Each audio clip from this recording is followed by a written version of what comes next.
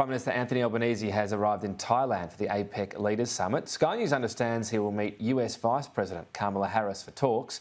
He's also welcomed the release of Australian academic Sean Turnell from a prison in Myanmar. Political editor Andrew Clennell joins us live from Thailand. Andrew, what's the latest there on the ground? Well, third or fourth summit, perhaps you might call it, if East Asia and ASEAN are different summits, which I guess they were, for the week for Anthony Albanese. We're at the APEC Leaders Summit. This is about global economies here in Bangkok, Tom, and that means that it's not just countries, and that means that Chinese Taipei is here, or represented, as well as President Xi from China. US President Joe Biden isn't here, but the Vice President Kamala Harris is. And full and frank discussions expected around the challenges besetting the global economy, especially the energy crisis out of the Ukraine war.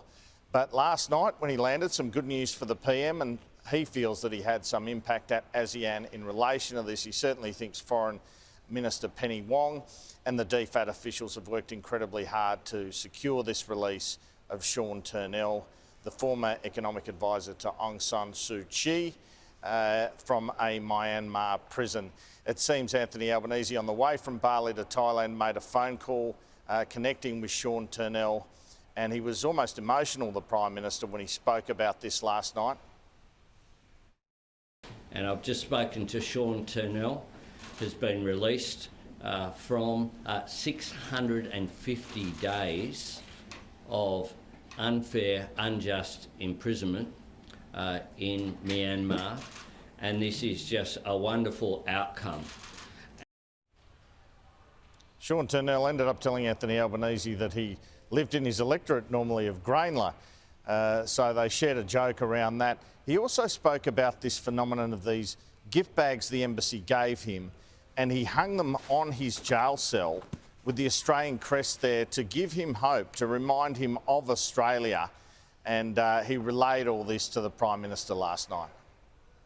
The Australian Embassy would give him food hampers, and they'd be in tote bags with the Australian crest on it.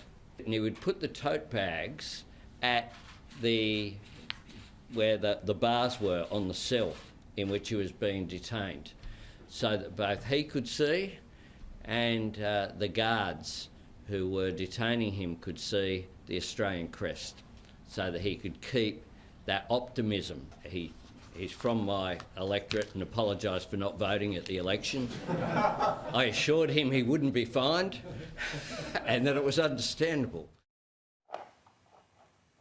It's a good story to be talking about, isn't it? Meanwhile, we've seen in a few relationships, Andrew, the fact that it's a new government has meant a bit of a clean slate, but Emmanuel Macron has reignited tensions over the AUKUS nuclear subs deal.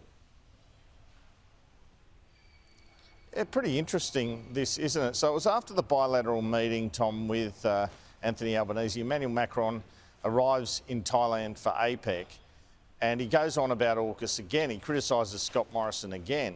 But I guess in a sense he's criticising the current government, right? In terms of he's saying to go on with nuclear submarines, is stirring up China, it's threatening nuclear confrontation with China, it's not helping the Indo-Pacific strategy. And we know France has territories, or has had territories and interests in the Indo-Pacific region.